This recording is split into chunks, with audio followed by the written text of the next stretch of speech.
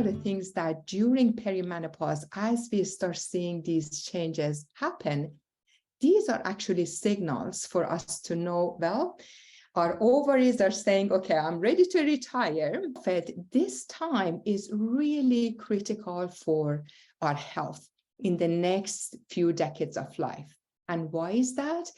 Because if we do not take this time and understand how to support our body, our brain cells, our muscle mass, our bone density, our heart function, our detoxification pathways, if we don't learn how to support these with correct lifestyle shifts, then our fate may be something that we normally hear when we hear menopause. We hear, well, everything is downhill after we get to menopause. And that can be the case if we ignore this time in life.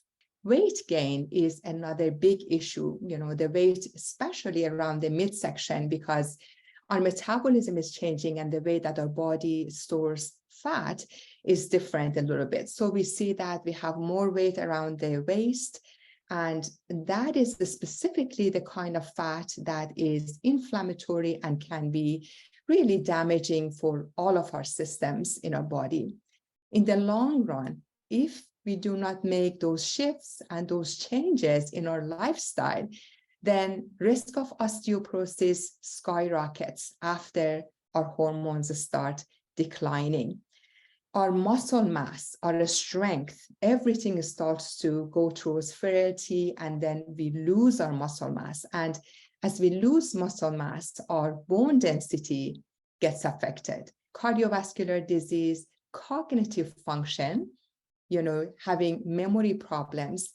And these are all things that are happening in women with higher percentages right after we get into the menopause stage of life.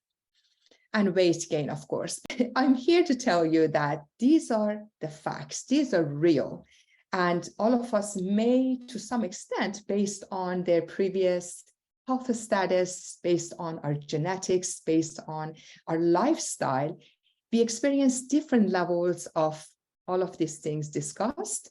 But the good news is that even more than genetics, we know nowadays that lifestyle can actually help us switch on the good genes and switch off the genes that may not be so favorable. So lifestyle medicine, as I would like to call it, as a pharmacist for many years practicing, I know that this is really a medicine, changing our life in a way that actually supports our body and our health is truly one of the best medicine that we can actually gift ourselves.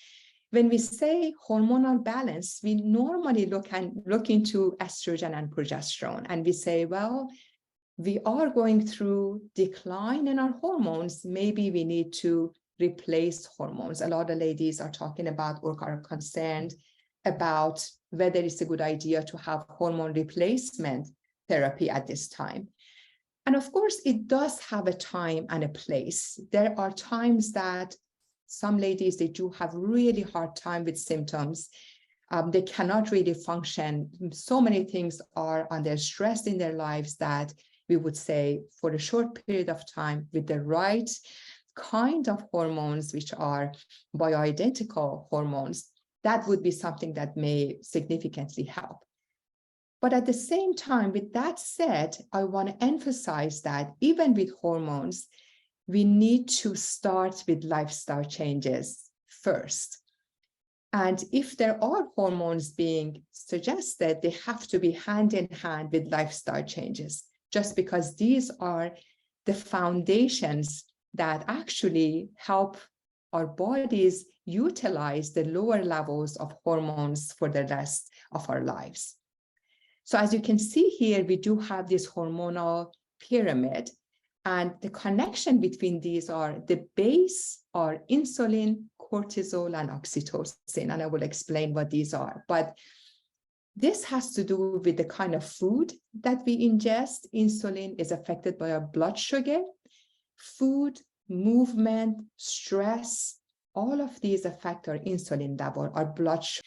Cortisol, of course, is the hormone of stress. We need to take care of our stress level. As you can see here, self-care, rest, proper recovery, all of these things are foundations to our health at the base right here. And when we talk about oxytocin, we're talking about the hormone of love, the hormone of connection, positive community of support, having nurturing relationships.